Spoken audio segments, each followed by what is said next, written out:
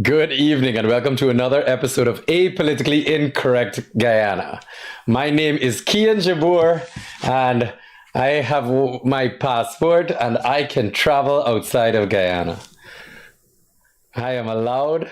America did not sanction me. I can travel. My outside of Guyana. I'm trying here.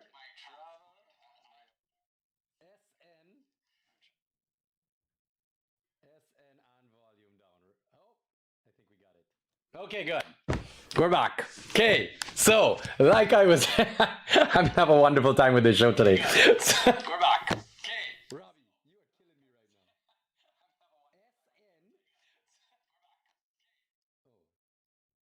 Oh, oh, I understand. Oh, gotcha, Robbie. Okay, we're free. Jesus, Robbie. That was unnecessarily difficult. I had to know I was going to do that.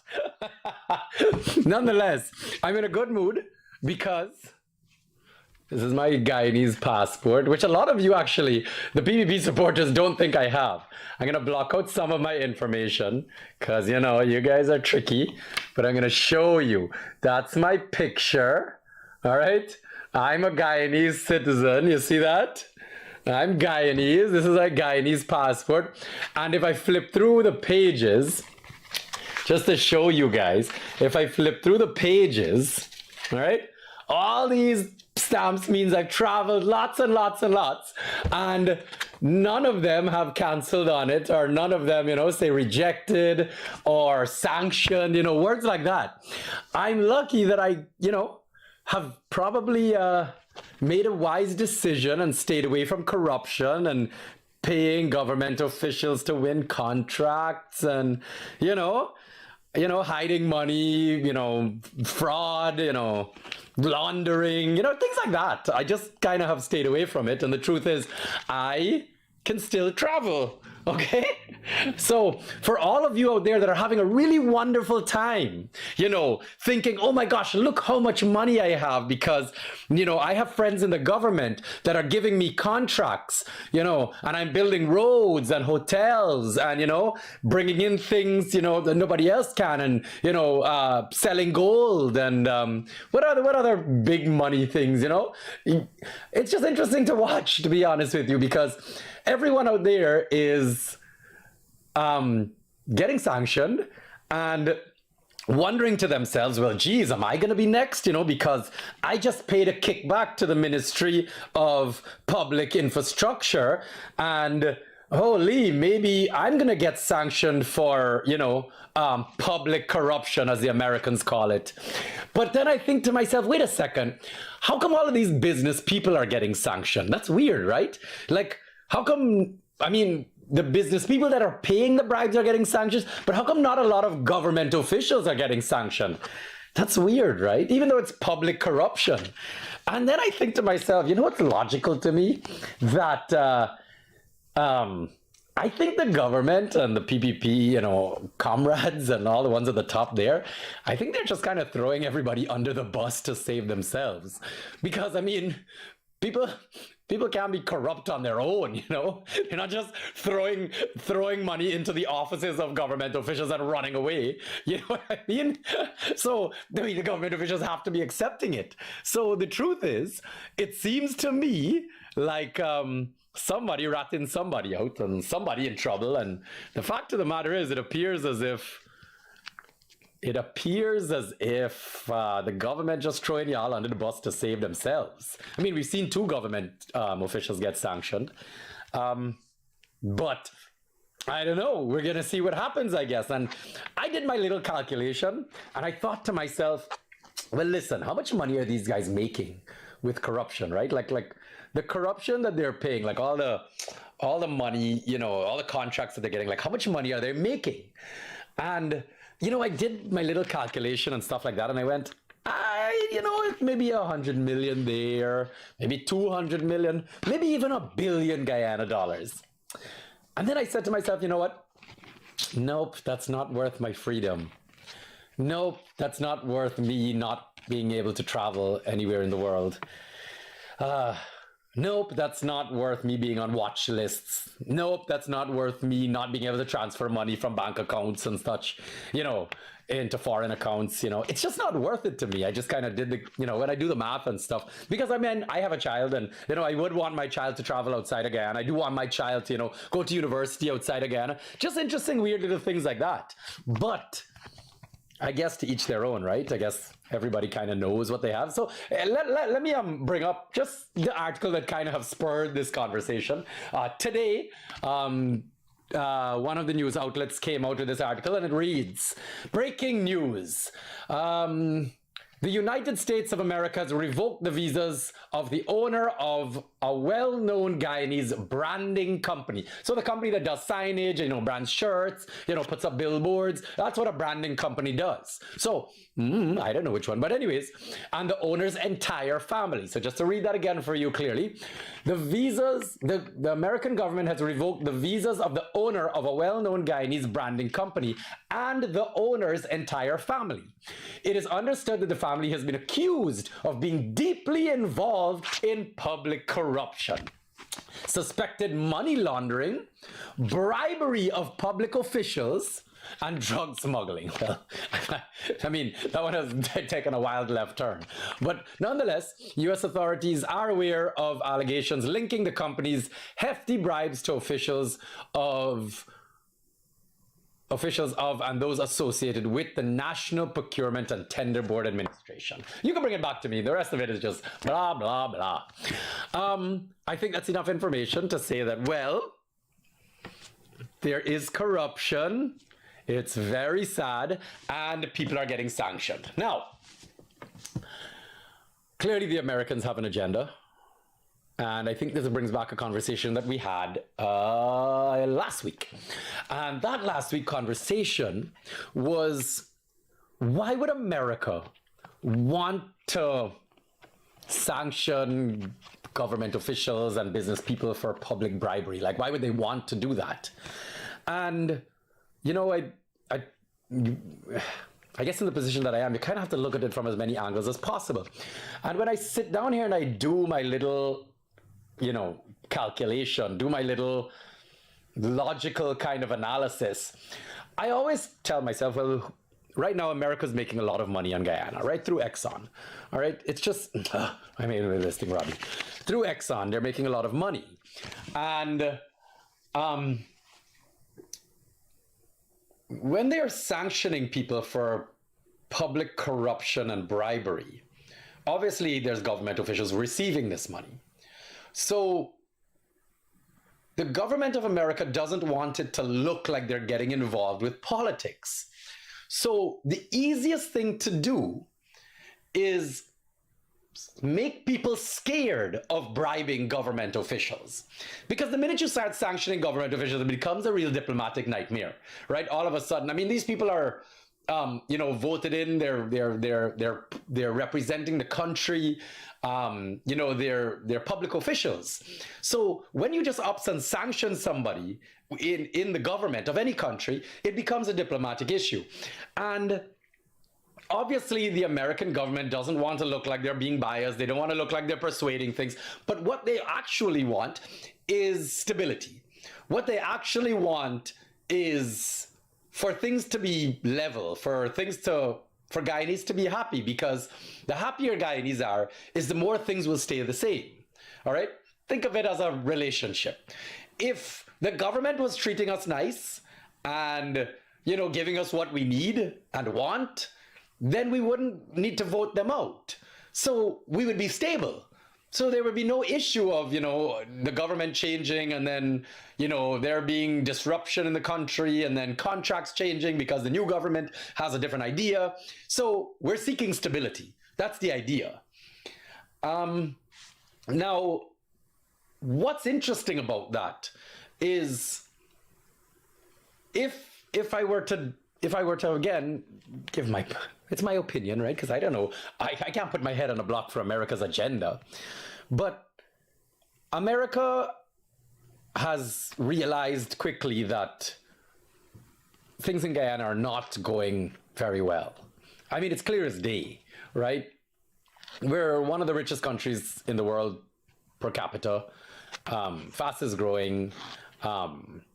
We have 700,000 people, call it a million. By the way, just as a quick note, when is the census coming out? Why is this information secret? We paid billions of dollars for the census. Where is that information? I'll get to that in a minute. Yeah, so Guyana is a village of people. Why is the money not reaching the average Guyanese? Why are salaries not raising properly? Why are taxes not being cut to make Guyanese lives better? Why is it that there's just one small group of people making all the money, right? That's essentially what it is, right? And everybody else crying out, they're just, they're honestly, it's kind of sad because I see so many people like commenting, defending the PVP, and I'm like, but you're poor. Like, why are you, like, you can't even go to the hospital and get help. Like, the same people are the ones that, on the flip side, complain about how bad things are, but are so brainwashed that I can't understand it. I don't know why you would make these comments and you're poor. It's just ridiculous. But anyways, getting back to it. Political stability means that the government and countries surrounding, and businesses surrounding will be able to run effectively and efficiently and be able to make long-term plans. Now, if Guyana, for example, in 2025, much like 2020, much like 2015, if Guyana changes governments again in 2025, then we're going to see big changes. And I'll tell you right now, I am not an advocate for big changes, okay? As a businessman, okay? As a politician, by all means, I think we need fresh blood. I think we need to get rid of all these old people that's stuck in the past. I think we need to stop the corrupted government officials that clearly ain't going nowhere and have been there since I was a child.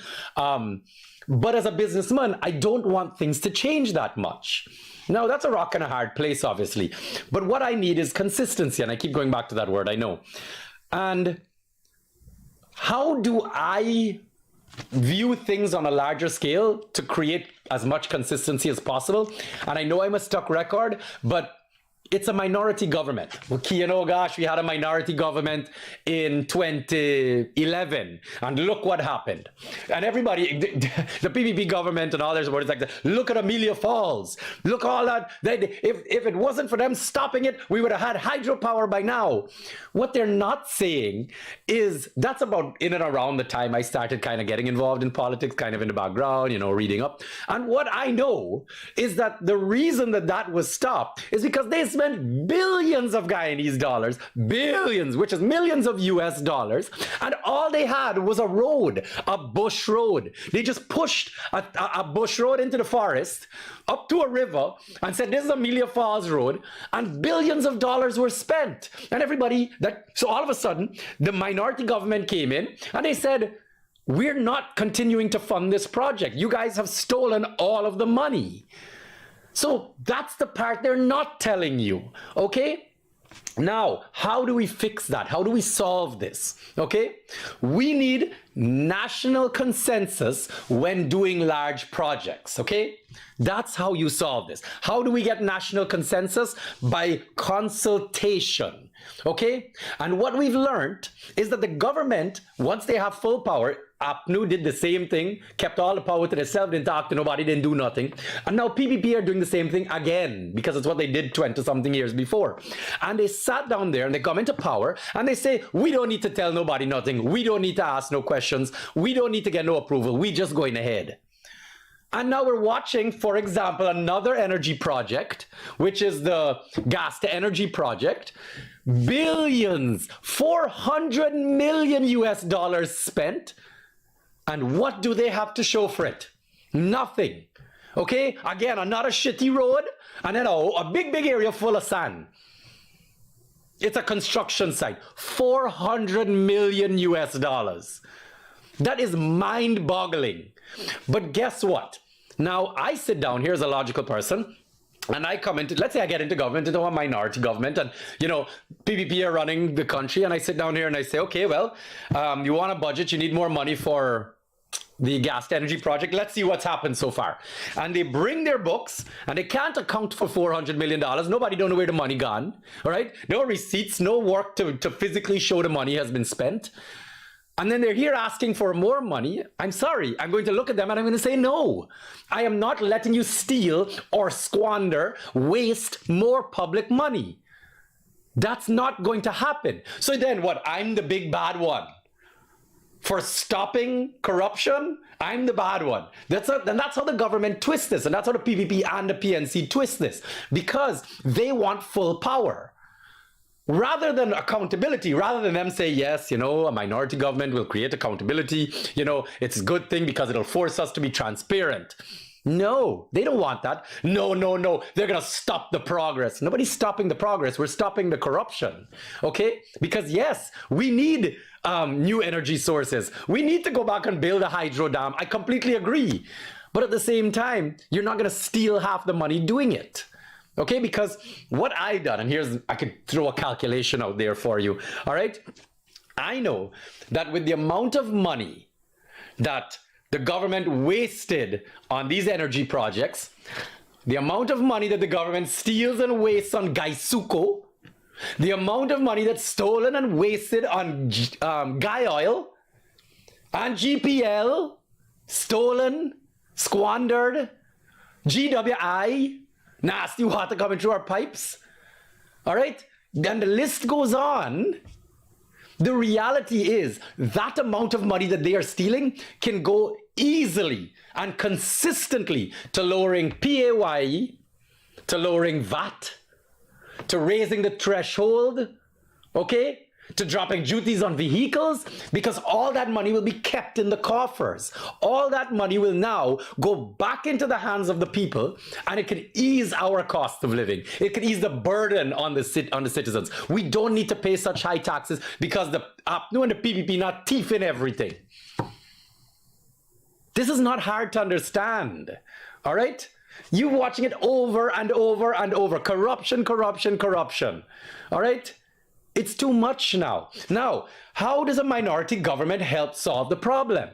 Because when all of a sudden you have 2 seats on one side, you have 1 seat on the other side, and then 3 seats in the middle, all of a sudden, here's how this works, okay? The government has 3 seats, and opposition now has 3 seats, okay? And to pass a law or to pass a budget or to get money funding for a project, you need to have majority.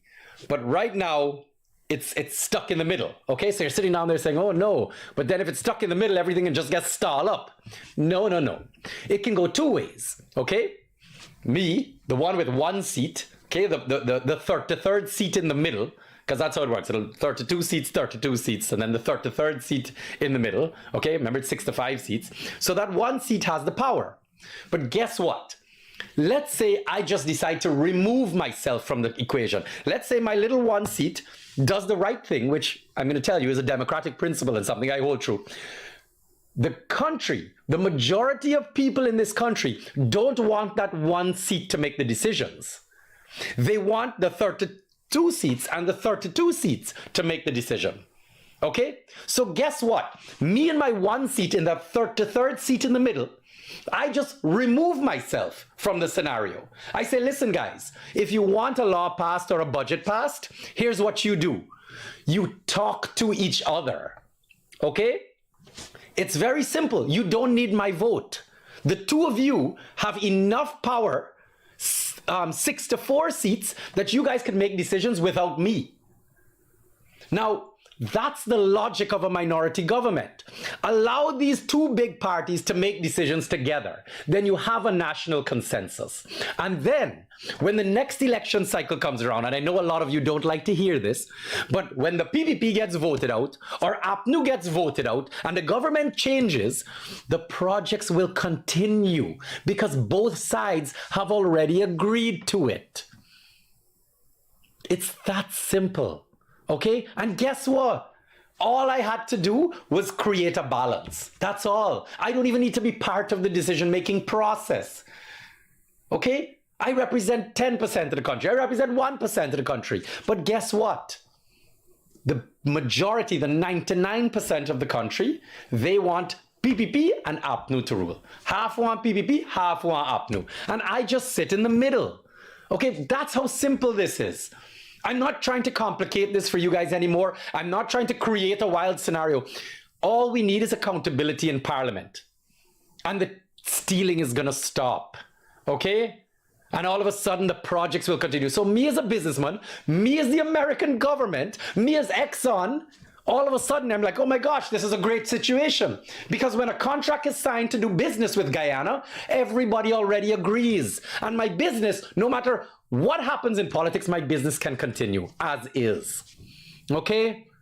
So all them people that get in contracts and so on,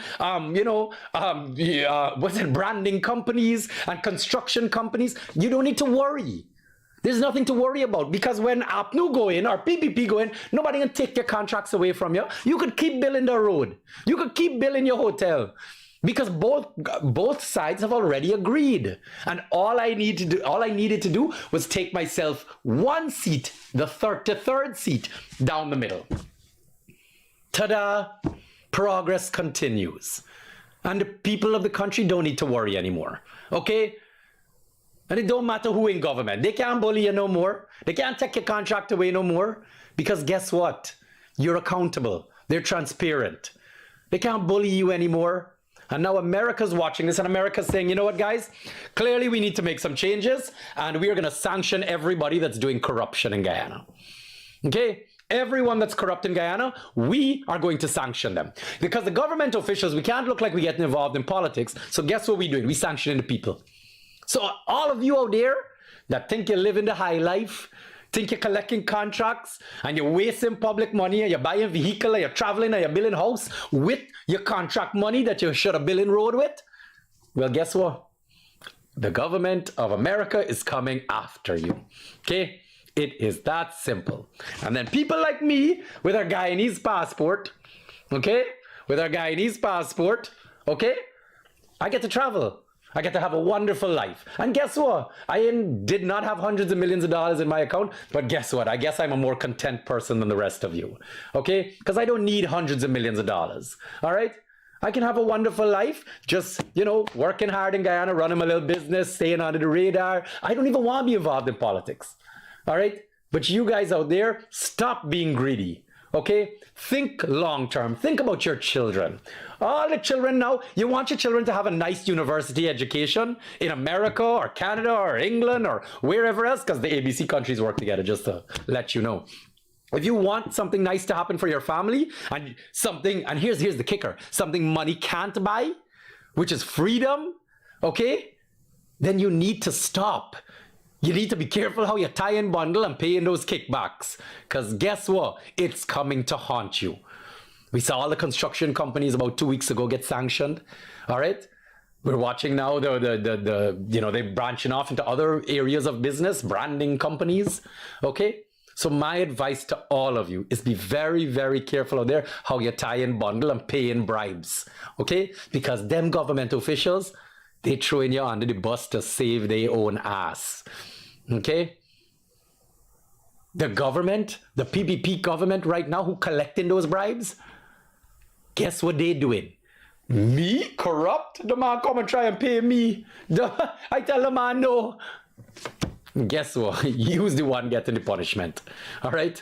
So, anyways, I hope that's enough about understanding the politics of this situation.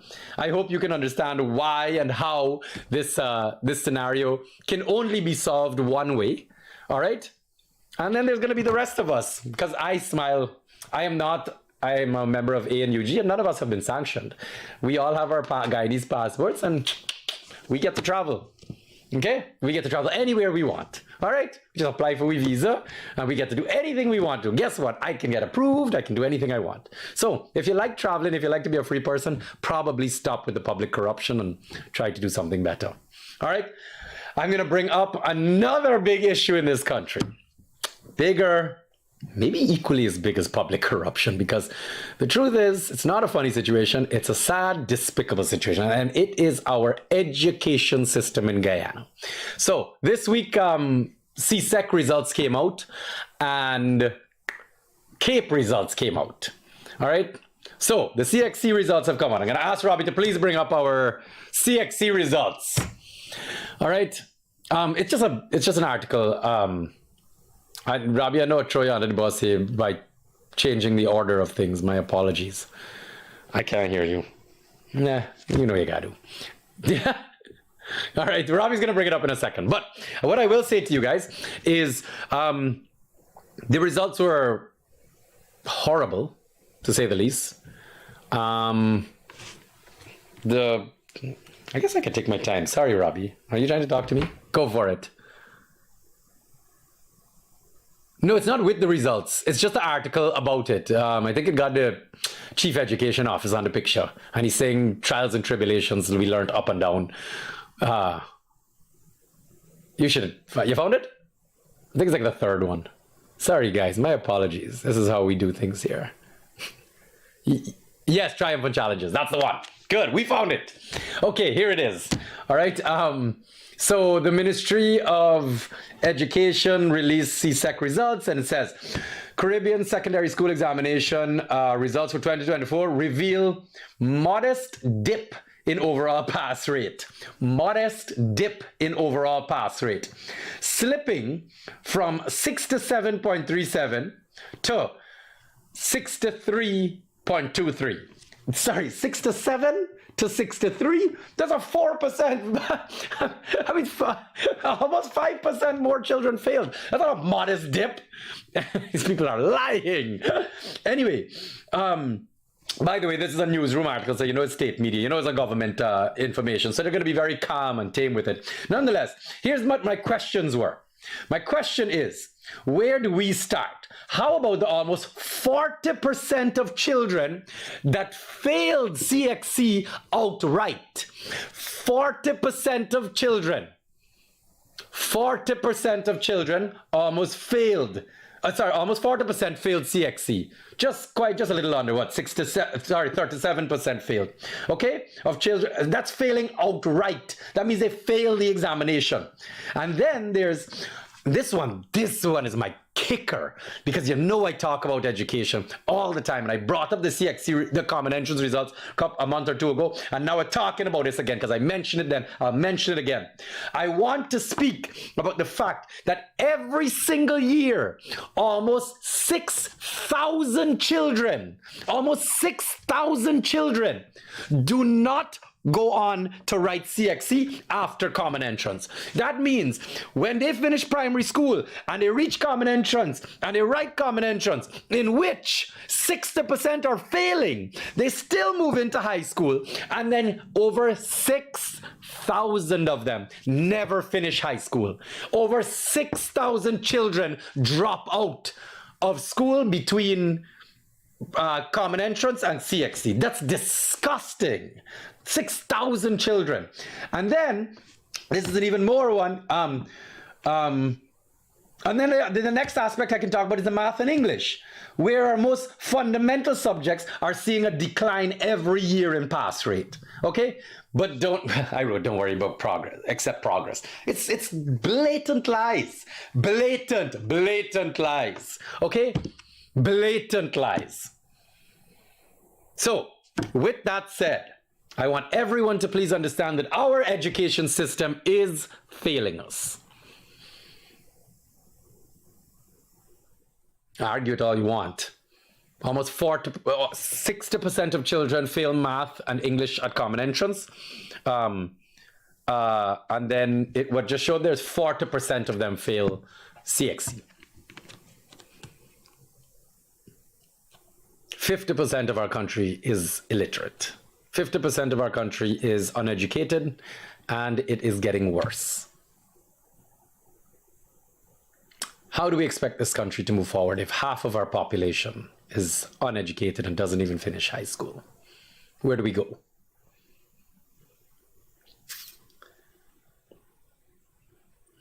But the government does a good job at saying, but look, we're giving away 20,000 scholarships on the GOAL program. But yet UG is abysmal.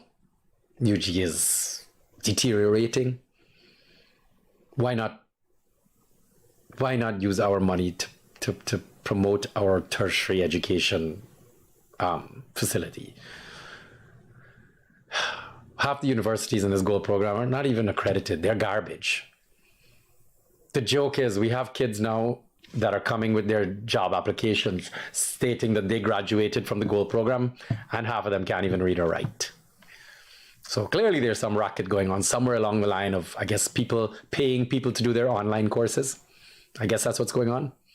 Because these are all online things. Like, I guess AI is doing it for them. ChatGPT might be doing it for them. But I don't know how else to explain this thing to you guys. It's failing. The country is failing. If our children are left uneducated, then we are failing. Okay?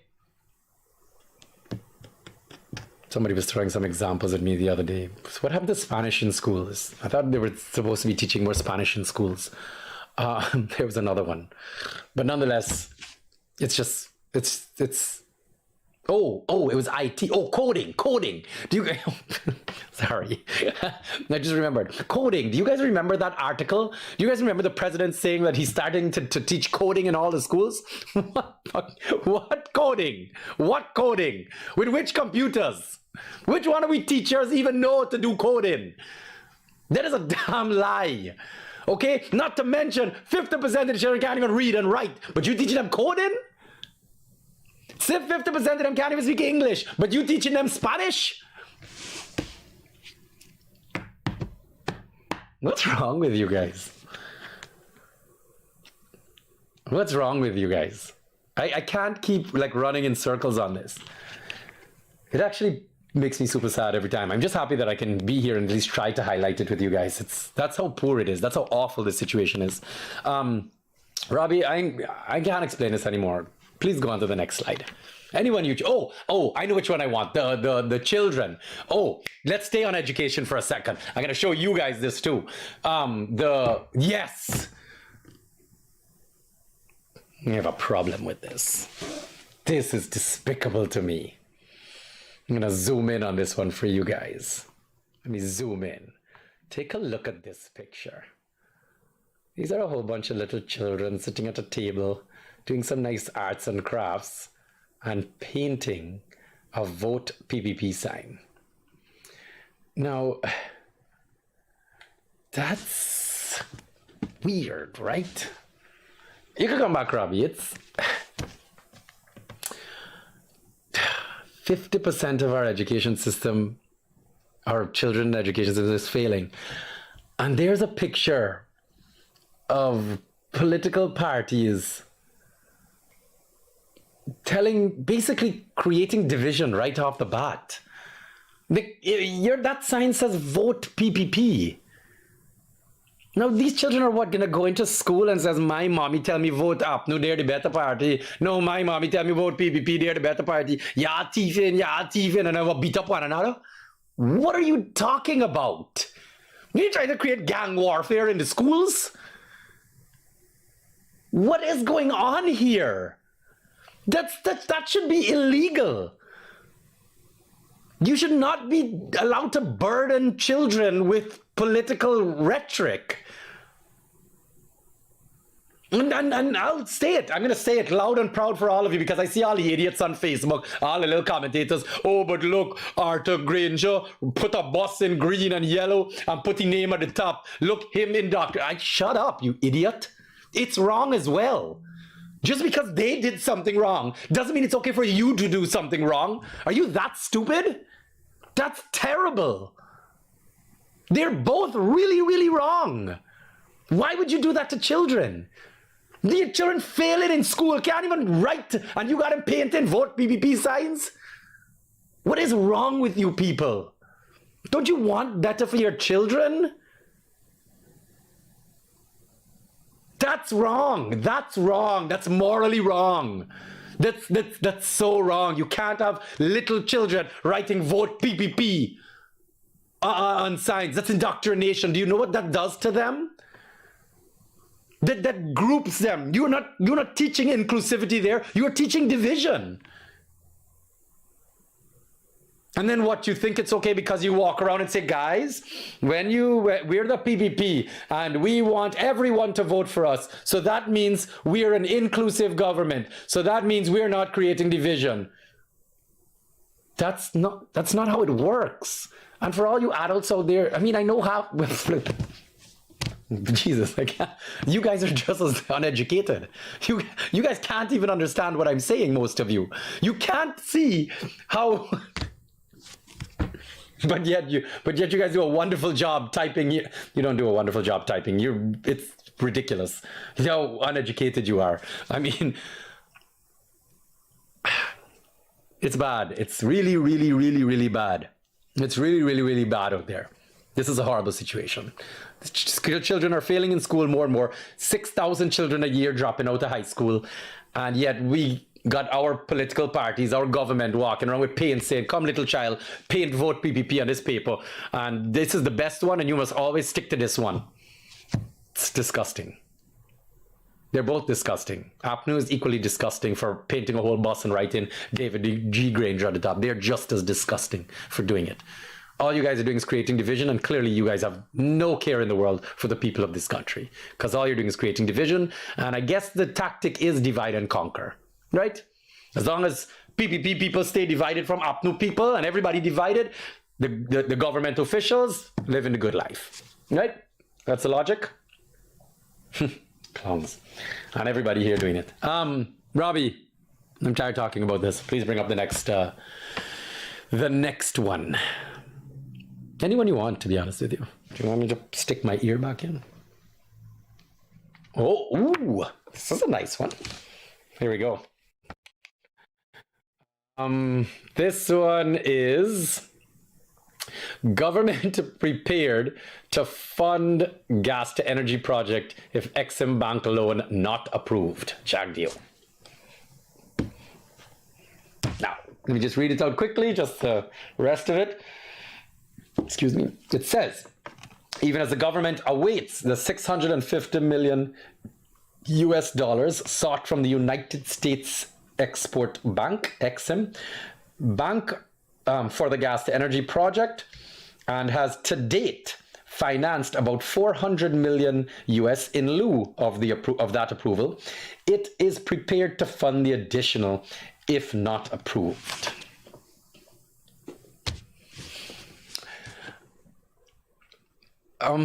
Okay, let's just try and maybe use a rule of thumb here. If there's anyone that I think does their due diligence, it's the banks, all right? Because they're not going to just give their money to someone and be like, oh, let's just take a risk. Now, I'm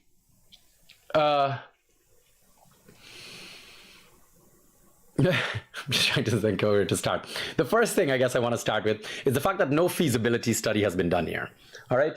There's been no feasibility study done on this project. So right off the bat, if I was the bank and there was no feasibility study done, what I would say to this is, where have you gotten $650 million from? That's what you're asking to borrow from me. So I'm sitting there going, I'm the bank, $650 million. How have you come up with that number? Right? That's the first question. And then they're going to look around and they're going to say, man, one of my friends tell me that they build one already. And they say it's about a price. And I'm not even kidding you. That's literally what it is, right? Because the contractors have told them. And I said to them, and me as the bank would sit there and go, I don't think that's enough research. So maybe that's my first red flag. Okay? Now the second red flag. Okay, well, no feasibility study. So you don't even know if this project is going to be successful. Okay, interesting. Okay, now, how about the 400 million you spent already? You know, I'm a bank. I like to see that you've already invested. I appreciate that. So can you show me where the 400 million US of your taxpayers' money that you spent already has gone? And they kind of sit down and they went, man, listen, we really got paperwork for all of that, right? Plenty sand. A whole set of trucks that bring some sand here, and we build this road. Check this road out. Nice road, eh? And then we had some staff that we paid too much money to, And then we had some other contractors that we've been bringing in that said they're doing some work. But no, they ain't giving no receipt or nothing like that, man. But we get them some money. So you can't account for where $400 million has already been spent? No, man, but trust me. So, okay, it sounds like if I put my $650 million there, then it's going to get lost, just like the other $400 million that you can't account for. Okay, red flag number 2. Now let's think about this even more, like, logically now. I've seen in your headlines, because I'm a bank and I have people all over the place, I've seen that you have also made statements that you're ready and willing to build Amelia Falls again, which is your hydro project that you spoke about, 100 years ago. You're trying to get that online. Yes, America tell us we gotta do it because we gotta be more, clean energy, sustainable, we gotta be more like them. Okay, that's interesting. What's the plan with that? Man, we get in some finance, we looking to start back the project now. We taking in some tenders and things like that right now. Okay, that's interesting. And when do you think it's going to come online? Well, we ain't put no date it yet, but we can, we're not going to take too long because, more energy better. And we need to tell the people that we got plenty energy and it looks good to say it. Okay, so when I did a calculation of your population and how much energy you guys are using, this gas to energy project will be enough energy. That hydro plant will be enough energy. So what are you going to do with both? Well, man, we really look at it like the, we still kind of doing little studies on it. Well, here, what I know about real sustainable energy is that it's cheaper than fossil fuels, which is the natural gas plant. And then correct me if I'm wrong, you have to pay Exxon back billions of dollars for the pipeline, right? Yes, we got paid them too. We already invest money and people don't bill it for we, they lend me the money already. So you're already $1.4 billion in debt on a project that hasn't even gone anywhere. And you got another project that's going to create energy. This seems like a red flag. Another one. That's red flag number 3. Not to mention, environmentally friendly. That's the way the world is going, sustainable energy. And now this one is the kicker for me, okay? Well, no, the last one is the kicker. That goes back to minority government. But this one is like, so where is the natural gas, the pipeline that coming through? Man, Exxon and the contractors bill it. And, it coming from they rigs offshore and it, whenever they bring up the oil, we get in the gas and, they got the tap by the rigs. And I'm like, but Exxon is like a business, right? Yeah. So like, what if oil price dropped to like $20 a barrel? And, because it has before, and Exxon was like, man, we ain't bringing up no more oil right now. It costing a little too much. When the prices go back up, like, then we can start back. My question is like, so what happens if Exxon stop bringing up gas? How this gonna work? Oh, geez, man. But my Exxon is we partner, man. Me and them are right. Exxon wouldn't do that to we. But I mean, it's not really a call that you can make like that because Exxon's not going to lose money for you. Well, yes, we understand, but we trust them. Well, I'm a bank and I don't really trust nobody. So that's a weird scenario because the last point now, there's more, but the last point is you guys have a contract with Exxon, right? Yeah. And you guys are pretty much politically unstable, right? Yeah, it's only, 10,000 people is decide who the government is. And if we do plenty wrong, the people could vote we out easy. So what if you do get voted out? Well, then another government will go in and, okay, and so they're part and parcel with this. They agree that this project should happen. Nah, they don't agree. I think they think it, got plenty corruption and poorly managed, and we never even show them the figures. So they never really know if the project viable. So I'm like, but that's worrying because what if they decide they change in the contract with Exxon? What will happen then? Well, then Exxon will give Exxon, they might pull out, and it's like, ay. So then the gas gets shut off. Well, yeah, the gas might shut off, that's the truth. Okay, but what if what if they decide that, they decide they just want Amelia Falls? Well, yeah, they could do that, or they could come up with their own project. Well, there's a problem too. Okay, Guys, I don't think that this makes sense because it doesn't sound like we have a guarantee that we're going to get our money back. So we're not lending you any money. Ah, okay. Okay.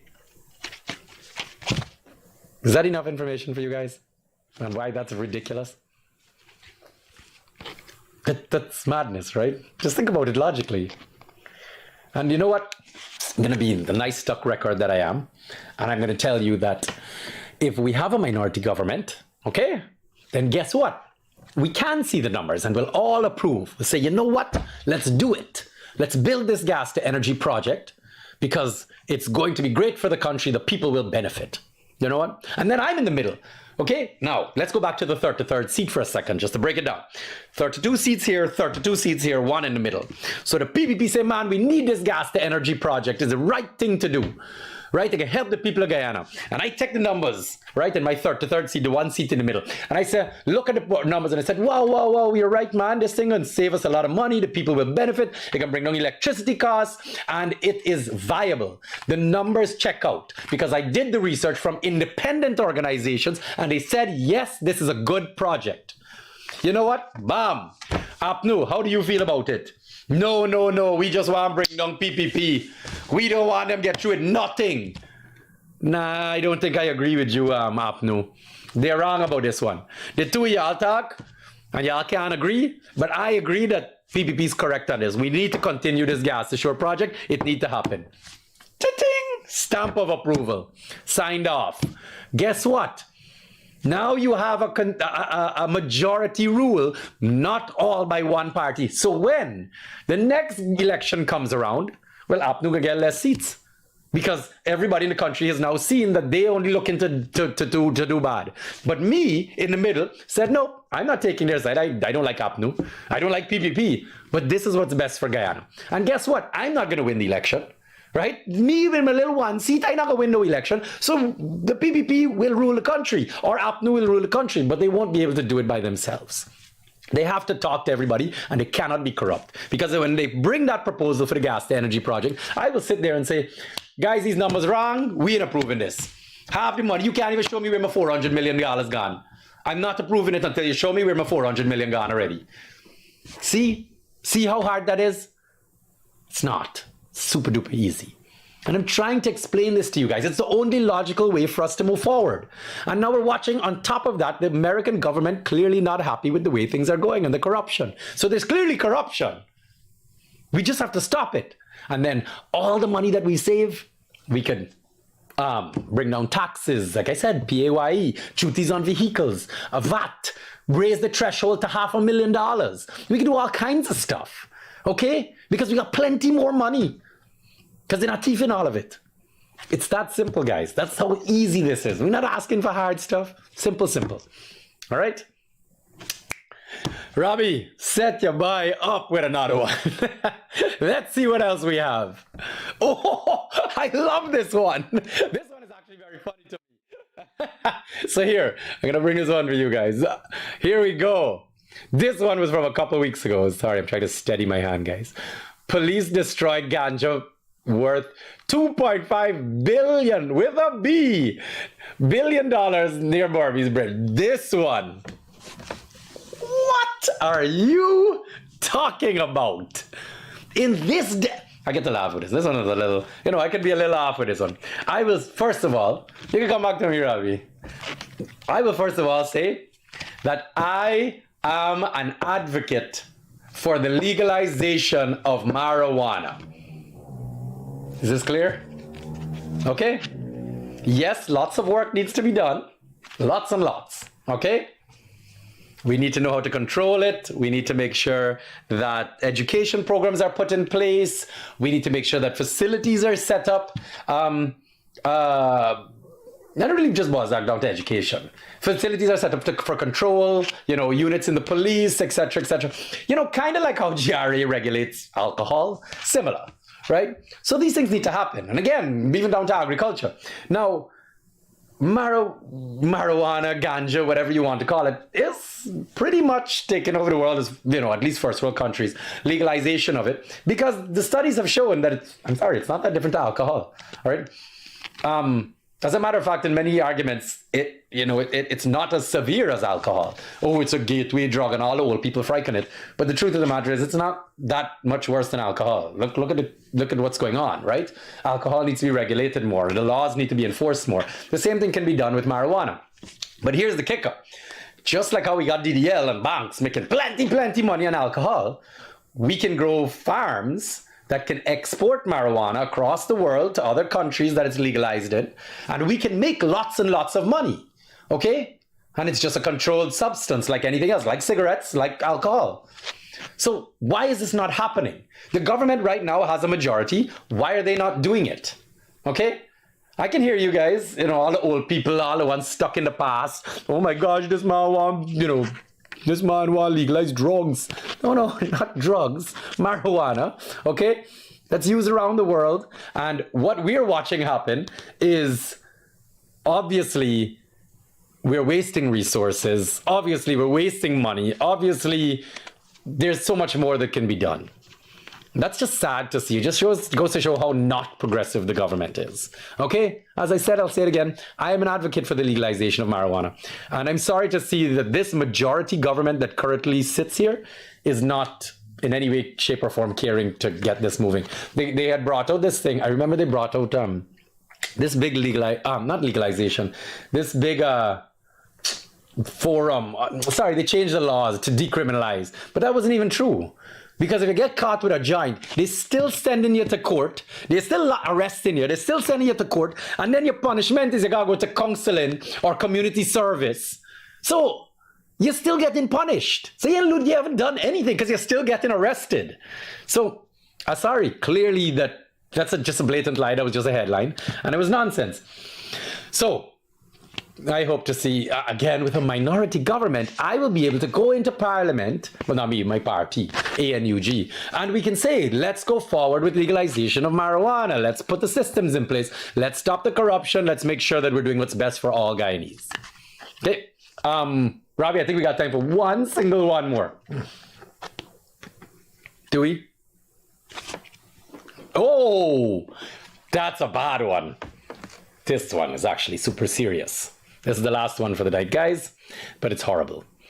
This is from a statement from the American ambassador, has expressed her country's disappointment over the majority of CARICOM nations that is not supporting the joint statement for democracy in Venezuela. Now I'm going to bring up a very interesting topic here. Guyana signed and Suriname signed, if I'm not mistaken. Now let me tell you why this is. Obviously it's worrying. Venezuela obviously does a lot more business with the CARICOM countries than us, right? This is a very, very worrying scenario. That most of the CARICOM countries didn't sign on to the statement calling for democracy in Venezuela. Now, the question is, why wouldn't they have signed on? Now, I think the first one is understanding that Venezuela is obviously when I say infiltrating, they're doing lots of business with the other Caribbean countries, selling them fuel, export, import, blah, blah, blah, right? Venezuela is a very rich, powerful nation. Clearly, our friends are not really our friends, and we have to start to wonder why that is.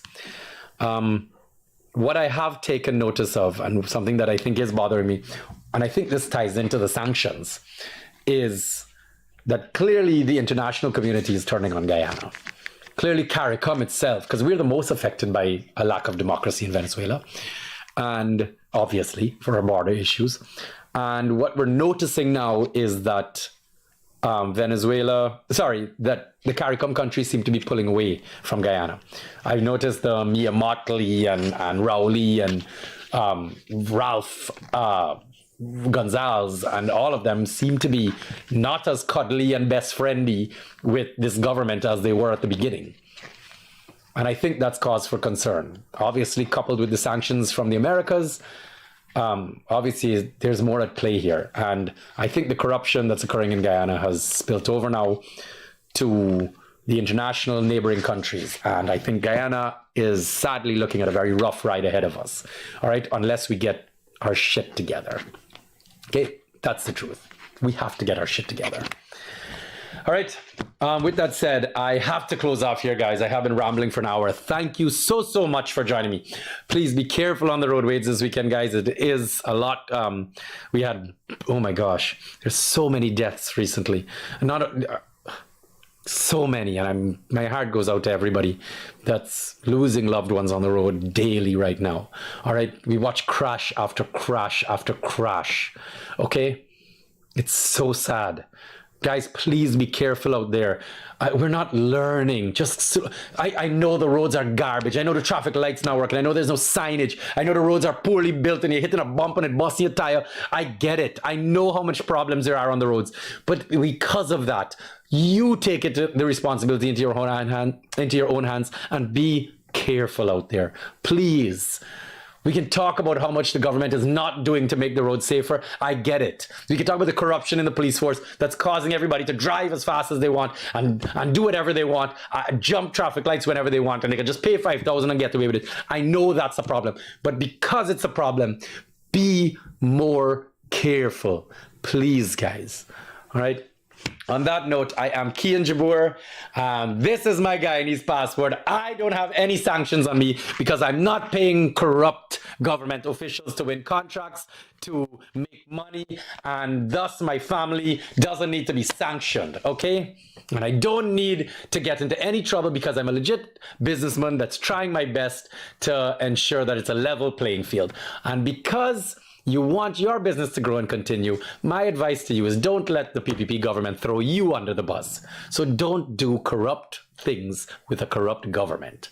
All right, on that note, take care, guys. Have a great weekend. I'll see you next week.